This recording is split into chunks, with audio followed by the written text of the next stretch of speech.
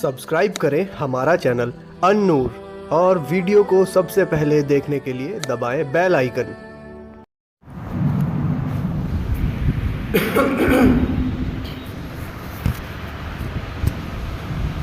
अल्हम्दुलिल्लाहि रब्बिल आलमीन वस्सलातु वस्सलामु अला मुहम्मद इब्न अब्दिल्लाहिल अमीन व अला आलिहि व सहबिहि अजमईन।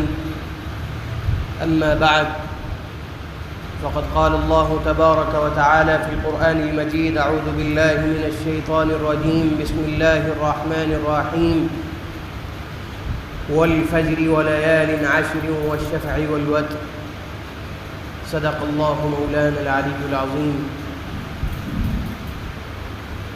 वक़ाल अन्नबिय्यु सल्लल्लाहु अलैहि वसल्लम मा मिन अय्यामिन अल-अमलु स्सालिहु फ़ीहिन्ना अहब्बु इलल्लाहि मिन हाज़िहिल अय्याम अल-अशर। फ़क़ालू या रसूलल्लाह वलल जिहादु फ़ी सबीलिल्लाह। क़ाल वलल जिहादु फ़ी सबीलिल्लाह इल्ला रजुलन ख़रज बिनफ़्सिही व मालिही व लम यरजिअ मिन्हु शैअन औ कमा क़ाल अलैहि स्सलातु वस्सलाम।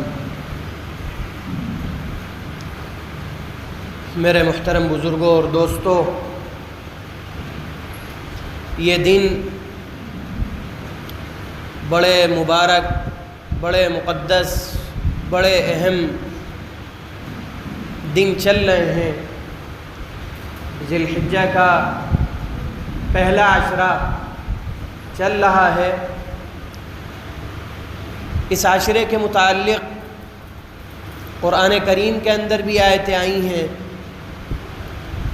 और सिर्फ आयतें नहीं आई हैं बल्कि अल्लाह रब्बुल इज़्ज़ति वल जलाल ने इसकी अहमियत को, इसकी फ़जीलत को बताने के लिए कसम उठाई है। और जब एक आम आदमी भी कसम उठाता है तो उसकी बात पर एतमाद कर लिया जाता है, उसकी बात को मान लिया जाता है। एक ईमान वाला, एक मुसलमान जब किसी बात पर कसम उठा लेता है तो लोग उसकी बात को तस्लीम कर लेते हैं, मान लेते हैं कि ये बात सच्ची कह रहा है। और जब खालिक़ कायनात जिसकी हर बात सच्ची, वो किसी बात पर कसम उठाए तो उसके सच्चा होने में, सादिक होने में, उसकी अहमियत में, उसकी फ़जीलत में किस चीज़ की कमी रह जाती है। अल्लाह रब्बुल इज़्ज़ति वल जलाल अशरा ज़िलहिज्जा के मुताल्लिक़ कसम उठा रहा है कुरान करीम के अंदर। फरमाता है वल फ़ज्र, कसम है फजर के वक्त की, वलयालिन अश्र, और कसम है 10 रातों की। मुफस्सिरीन फरमाते हैं वलयालिन अश्र से मुराद, इब्न कसीर रहमहुल्लाह फरमाते हैं वलयालिन अश्र से मुराद सही कौल ये है और बेहतर कौल ये है कि इससे मुराद आशरा ज़िलहिज्जा, ज़िलहिज्जा के 10 दिन हैं। ये 10 दिन जो चल रहे हैं इस वक्त, जिनकी आज 5वीं या 6ठी तारीख़ है। मेरे मुहतरम बुज़ुर्गों दोस्तों, ये बड़े ही फ़जीलत वाले दिन हैं, अहमियत वाले दिन हैं। आम तौर पर हमारे यहाँ रमज़ानुल मुबारक को तो अहमियत वाला समझा जाता है, फ़जीलत वाला समझा जाता है, और कुछ हद तक क्या कहते हैं, मस्जिदों में लोगों की आमद व रफ्त भी बढ़ जाती है, मस्जिदों में नमाजियों की सफ़ें भी बढ़ जाती हैं। लेकिन आशरा ज़िलहिज्जा के मुताल्लिक़ इस सिलसिले में बड़ी कोताही, इसको फ़जीलत वाला नहीं समझा जाता। हालांकि अल्लाह के नबी अलैहिस्सलातु वस्सलाम की साफ साफ हदीस है।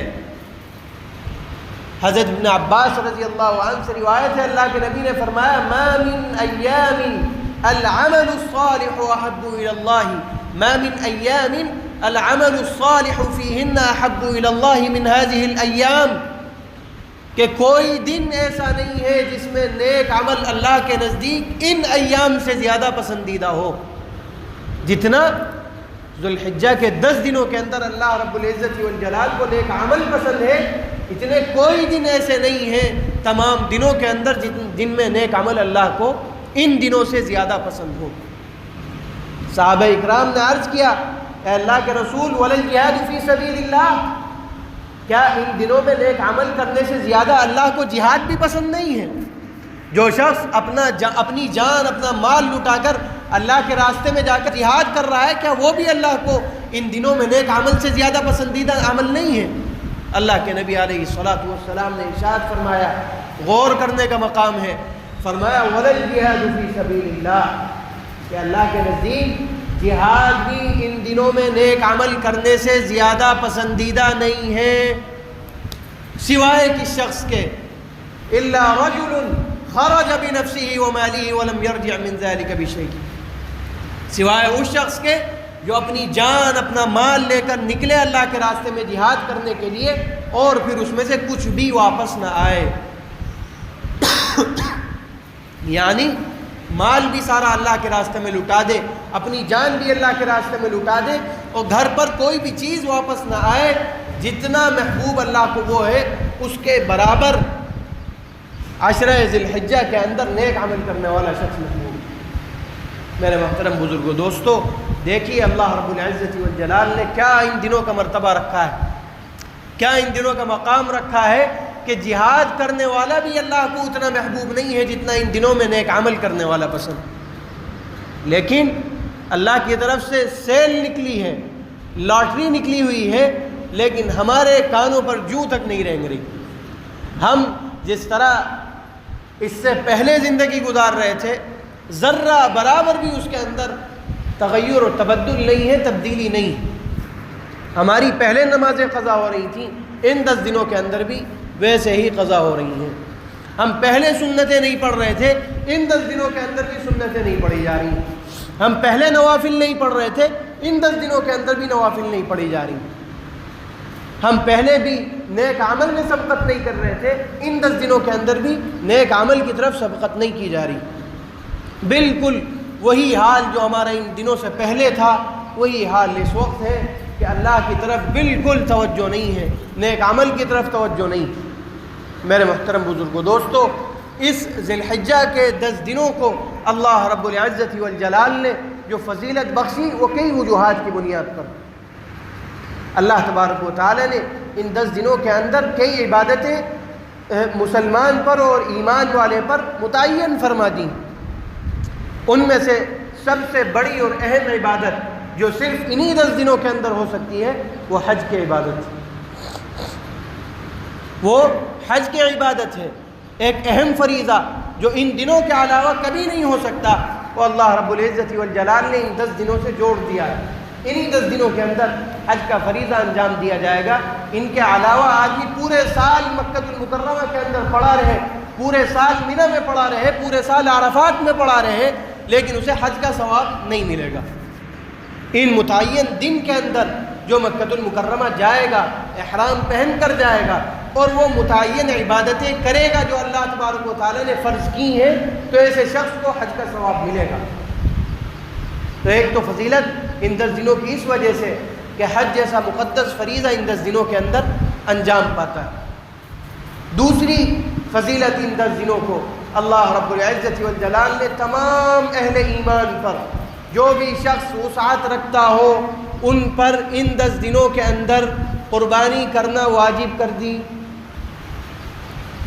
10، 11 اور 12 تاریخ کو ان 3 دنوں کے اندر قربانی کو اللہ رب العزت والجلال نے ہر اس اہل ایمان پر جو قربانی کی وسعت رکھتا ہو قربانی کرنا واجب کر دیا،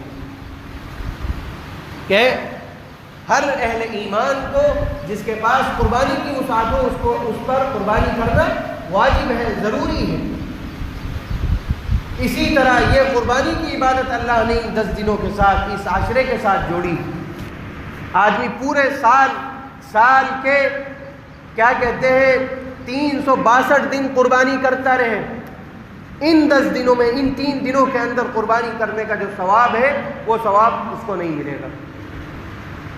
اللہ کے نبی علیہ الصلوۃ والسلام نے ارشاد فرمایا کہ قربانی کے دنوں میں اللہ رب العزت والجلال کے نزدیک سب سے زیادہ پسندیدہ، سب سے زیادہ محبوب عمل احراق الدم، جانور کا خون بہانا۔ قربانی کے دنوں میں سب سے زیادہ مقدس اور بہترین عمل، سب سے زیادہ پسندیدہ عمل اللہ رب العزت والجلال کے نزدیک کیا ہے؟ جانور کا خون بہانا ہے، جانور کو اللہ کے نام پر قربان کرنا۔ تو ان دو عبادتوں کو اللہ رب العزت والجلال نے ان دنوں کے ساتھ جوڑ دیا۔ تیسری جو مقدس ترین عبادت اس کے اندر ہوتی ہے اور مقدس ترین دن ان 10 دنوں کے اندر آتا ہے، وہ یوم عرفہ کا دن، یوم العرفہ۔ عرفات میں جس دن حاجی عرفات میں جاتے ہیں، اس دن وہ دن بھی انہی 10 دنوں کے ساتھ اللہ رب العزت والجلال نے جوڑا ہے۔ وہ بھی بڑا بابرکت مقدس دن ہوتا ہے۔ اللہ رب العزت والجلال کی رحمتیں، اس کی عنایتیں، اس کی برکتیں اہل ایمان پر اترتی ہیں، اور اللہ تبارک و تعالی اہل ایمان کی مغفرت فرماتا ہے، کثرت سے مغفرت فرماتا ہے۔ جتنی پورے سال کے اندر اللہ تبارک و تعالی اہل ایمان کی مغفرت فرماتا ہے، اتنی صرف یوم عرفہ کے دن اللہ تبارک و تعالی مغفرت فرماتا ہے۔ تو میرے محترم بزرگوں، دوستو، یہ اللہ تبارک و تعالی نے اس طرح کی عبادتیں یہ عشرہ ذی الحجہ سے متعلق کی ہیں، اسی کے ساتھ ان کو جوڑ دیا ہے، اس لیے ان دنوں کی زیادہ فضیلت ہے۔ اور اسی کے ساتھ ساتھ اللہ تبارک و تعالی کی طرف سے یہ حکم ہوا کہ ان دنوں کے اندر ہر ایمان والا تکبیرات تشریق کا اہتمام کرے۔ مستحب یہ ہے کہ چاند دکھنے کے بعد آدمی تکبیر تشریق پڑھتا رہے، جتنا ہو سکے اتنا تکبیر تشریق پڑھے۔ اللہ اکبر، اللہ اکبر، لا الہ الا اللہ، اللہ اکبر، اللہ اکبر وللہ الحمد۔ اس تکبیر کا چاند دکھنے کے بعد مسلسل پڑھنا مستحب ہے، اچھی بات ہے۔ اور 9 ذی الحجہ کی فجر سے لے کر 13 ذی الحجہ کی عصر تک اس کا پڑھنا ہر نماز کے بعد ہر ایمان والے مرد اور عورت پر واجب ہے۔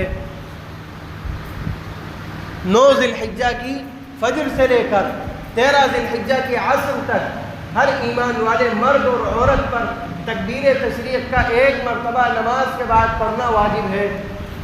مردوں پر تیز آواز سے پڑھنا واجب ہے، عورتوں پر ہلکے آواز سے پڑھنا واجب ہے۔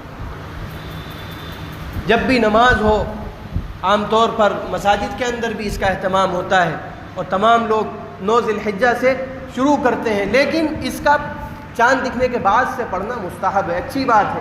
آدمی کثرت سے اللہ تبارک و تعالیٰ کی حمد و ثنا بیان کرے، تکبیر تشریق پڑھتا رہے، جب بھی وقت ملے، کہیں جا رہا ہے، خالی ہے، تکبیر تشریق پڑھتا ہوا چلا جائے۔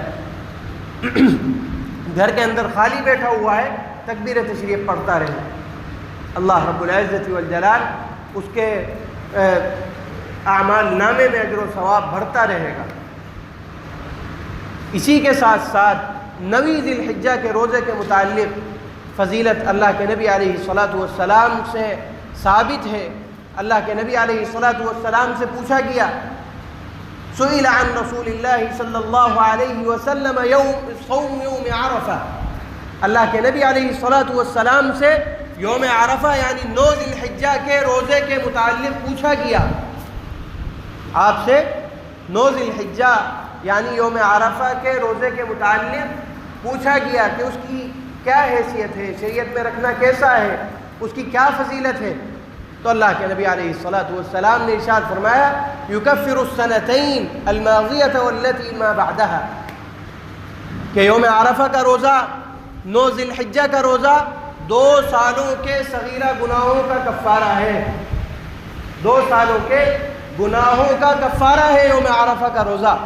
جس نے ایک دن 9 ذی الحجہ کو روزہ رکھا، اللہ کے نبی نے فرمایا کہ 2 سال کے گناہ اس کے معاف ہوں گے، 1 سال کے پہلے اور 1 سال بعد کے۔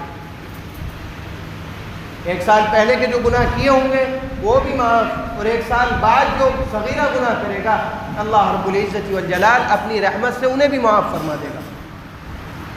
یہ 9 ذی الحجہ کے روزے کی فضیلت اللہ کے نبی علیہ الصلاۃ والسلام سے ثابت۔ اسی طرح ایک عبادت جو مستحب عبادت ہے، یہ روزہ بھی مستحب ہے، سنت ہے، رکھ لے آدمی، اچھی بات ہے۔ ایک مستحب عبادت چاند دکھنے کے بعد سے اور جس وقت تک قربانی نہ ہو جائے، جس شخص پر قربانی ہے اور وہ قربانی کا ارادہ رکھتا ہے، اس پر اپنے ناخون اور بال کا نہ کٹوانا مستحب ہے۔ بال کا نہ کٹوانا مستحب ہے، ناخون اور بال کا نہ کٹوانا مستحب ہے۔ ذی الحجہ کا چاند دکھنے کے بعد سے اگر کوئی شخص قربانی کا ارادہ رکھتا ہے، وسعت بھی رکھتا ہے اور ارادہ بھی رکھتا ہے، تو ایسے شخص پر ناخن اور بال کا نہ کٹوانا اس وقت تک جب تک اس کی قربانی نہ ہو جائے مستحب ہے۔ اذا رأیتم ہلال ذی الحجہ، اللہ کے نبی نے فرمایا کہ جب تم ذی الحجہ کا چاند دیکھ لو، وَأَرَادَ أَحَدُكُمْ أَن يُضَحِّي، اور تم میں سے کوئی شخص یہ ارادہ رکھتا ہو کہ وہ قربانی کرے گا، فَلَا يَقْرَبَنَّ مِن شَعْرِهِ وَأَصْفَارِهِ شَيْئًا، تو اپنے ناخون اور اپنے بالوں میں سے کوئی بھی چیز نہ کاٹے۔ یہ اللہ کے نبی کا فرمان، یہ مستحب ہے، سنت ہے۔ اللہ کے نبی کے حکم کی وجہ سے آدمی اپنے بال نہیں کاٹ رہا ہے، ناخون نہیں کاٹ رہا ہے، چھوڑے ہوئے ہیں، اللہ رب العزت والجلال اس پر اجر عطا فرمائے گا۔ لیکن اگر کوئی کاٹ لیتا ہے تو اس پر بھی کوئی مواخذہ نہیں ہے، ایسا نہیں ہے اس پر گناہ ملے گا، اس پر گناہ نہیں ملے گا، مستحب عمل ہے۔ لیکن ایک ایمان والے کی جو کیفیت ہونی چاہیے، جو اس کی چاہت ہونی چاہیے، وہ کیا ہو کہ اللہ کے نبی علیہ الصلوۃ والسلام کے طریقے سے مطابقت ہو جائے، آپ کے اعمال سے مطابقت ہو جائے، آپ کے طریقوں پر کس طرح میرا طریقہ آ جائے، کس طرح میں آپ کے طریقے کی مکمل طور پر اتباع کرنے لگوں، جو بات آپ نے ارشاد فرمائی کس طرح وہ بات میری زندگی کے اندر آ جائے۔ یہ ایک ایمان والے کا شیوا ہونا چاہیے، یہی اس کی پہچان ہے کہ وہ اللہ کے نبی علیہ الصلوۃ والسلام کے طریقے کو مکمل طور پر فالو کرے، اس پر چلنے کی کوشش کرے۔ اللہ کے نبی نے فرمایا کہ ناخون اور بال نہیں کاٹنے، تو اب 10 دن جب تک ہماری قربانی نہیں ہو جاتی نہیں کاٹیں گے انشاءاللہ۔ اسی طرح میرے محترم بزرگوں، دوستو، قربانی کرنا واجب ہے۔ اللہ کے نبی علیہ الصلوۃ والسلام نے بڑے غصے کی حالت میں ارشاد فرمایا، من تکون له ساعۃ فلم يضحي فلا يقربن مصلانا، کہ جو شخص استطاعت رکھتا ہو، پاس میں پیسہ ہو، قربانی کر سکتا ہو، اس کے باوجود قربانی نہ کرے تو ہماری عیدگاہ کے آس پاس بھی نہ بھٹکے۔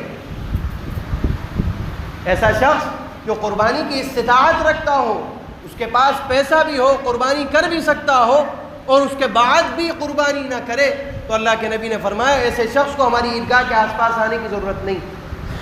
فلا يقربن مصلانا، ایسا شخص ہماری عیدگاہ کے آس پاس بھی نہ بھٹکے، جو وسعت کے باوجود بھی قربانی نہ کرے۔ تو میرے محترم بزرگوں، دوستو، قربانی ان دنوں کے اندر، 3 دنوں کے اندر قربانی کا کرنا اللہ رب العزت والجلال کے نزدیک سب سے زیادہ پسندیدہ عمل ہے، سب سے زیادہ محبوب عمل ہے، اور ان 3 دنوں میں قربانی سے زیادہ کوئی عمل اللہ کے نزدیک محبوب نہیں۔ تو جس کے پاس بھی استطاعت ہو، وسعت ہو، وہ بہت خوش دلی کے ساتھ قربانی کے اس فریضے کو انجام دے، قربانی کرے، اور قربانی کے اندر اس بات کا خیال رکھے کہ مستحب ہے، یہ بھی کوئی ضروری عمل نہیں ہے کہ اس قربانی کے اندر 3 حصے کریں، ایک حصہ اپنے لیے، ایک حصہ اپنے رشتہ داروں کے لیے، اور ایک حصہ غریبوں کے لیے، مساکین کے لیے۔ لیکن اگر کسی کی فیملی بڑی ہے، خاندان والے بڑے ہیں، گھر میں لوگ افراد زیادہ ہیں، تو ایسے شخص کے لیے مکمل گوشت اپنے لیے رکھ لینا بھی جائز ہے، رکھ لے، کوئی مسئلہ نہیں، اپنے گھر والوں کو آرام سے کھلائے۔ لیکن اگر آدمی اس کے 3 حصے کر لے گا تو اس میں اجر و ثواب زیادہ ملے گا، اپنے رشتہ داروں کو دے گا تو صلہ رحمی کا ثواب ملے گا، غریبوں اور مساکین میں تقسیم کرے گا تو اس کا اجر الگ ملے گا۔ یعنی ایک تو قربانی کا اجر مل گیا، دوسرا جو اپنے رشتہ داروں میں دے رہا ہے اس کا اجر، جو غریبوں میں دے رہا ہے اس کا اجر۔ تو اس بات کا خیال رکھیں کہ جو لوگ دے سکتے ہوں، جن کے گھروں پر زیادہ افراد نہ ہوں، ان کو چاہیے کہ وہ اپنی قربانی کا جو گوشت ہے اس کے 3 حصے کر لیں، اور ایک اپنے رشتہ داروں میں دیں، ایک خود اپنے گھر کے لیے رکھیں، اور ایک فقراء اور مساکین میں تقسیم کروا دیں، تاکہ جو لوگ استطاعت نہیں رکھتے، کم سے کم بقرعید کے دن ان کے یہاں یہ نہیں ہونا چاہیے کہ آپ کے یہاں سے گوشت کی خوشبو آ رہی ہے اور وہ اپنے یہاں بغیر گوشت کے بیٹھا ہے، کم سے کم یہ نہ ہو۔ ہر آدمی اپنے پڑوسیوں کے سلسلے میں اچھی طرح سے جانتا ہے کہ اس کے معاشی حالات کیسے ہیں، تو ہر ہر گھر والا اگر اپنے پڑوسی کے سلسلے میں خیال رکھے صرف، تو پورا گاؤں اس طرح کور ہو جائے گا۔ آپ کو پورے گاؤں میں بٹوانے کی ضرورت نہیں ہے، ہر شخص اپنے پڑوسی کا خیال رکھے، جو بھی قربانی کر رہا ہے 2 گھر ادھر دیکھ لے 2 گھر ادھر دیکھ لے کہ ان کے یہاں قربانی ہو رہی ہے کہ نہیں ہو رہی۔ ہو رہی ہے تو بہت اچھی بات ہے، نہیں ہو رہی ہے تو آپ ان کے یہاں بہت ہی عزت و احترام کے ساتھ ہدیے کے طور پر ان کے یہاں آپ گوشت بھجوا دیں۔ اس کا انتظار نہ کریں کہ ان کے یہاں سے کوئی آئے گا لینے کے لیے آپ کے پاس، بہت عزت اور وقار اور احترام کے ساتھ ان کے یہاں، جیسا ہدیہ آدمی دیتا ہے کسی کو عزت کے ساتھ، اس طرح آپ اپنا گوشت اپنے یہاں سے جو بچے یا جو آپ نے جو حصہ لگایا ہے اس میں سے وہ ان کو بھجوا دیں۔ اور ایک آخری بات کہ قربانی کا جو فضلات ہوتے ہیں، جو چیزیں ایسی ہوتی ہیں جو استعمال میں نہیں آنے والی ہوتی ہیں، ان کے سلسلے میں اس بات کا خیال رکھے کہ وہ سڑکوں پر اور عام راستوں پر ان چیزوں کو نہ ڈالیں۔ ہڈیاں ہیں اور جو بھی چیز ایسی ہے جو استعمال میں نہیں آتی ہے ان کو راستوں پر نہ ڈالیں، یہ بے حرمتی ہے، قربانی کے جانور کی بے حرمتی ہے۔ اور دوسرا، آپ دوسروں کو تکلیف دے رہے ہیں، آپ اس وقت جو رہ رہے ہیں وہ آپ کے ساتھ برادران وطن بھی آپ کے ساتھ ہیں جو زندگی گزار رہے ہیں، جن راستوں پر آپ وہ ڈالیں گے ادھر سے برادران وطن بھی گزریں گے اور وہ دیکھیں گے، جن چیز سے ان کو تکلیف پہنچ رہی ہے اس کو وہ دیکھیں گے اور آپ کی طرف سے غلط میسج ان کے ذہنوں میں جائے گا۔ تو یہ اسلام بھی کہتا ہے کہ ایمان کا ادنا درجہ یہ ہے اماطۃ الاذی عن الطریق، کہ تکلیف دہ چیز کو راستے سے ہٹا دینا ہے ایمان کا ادنا درجہ ہے، آخری درجہ ہے۔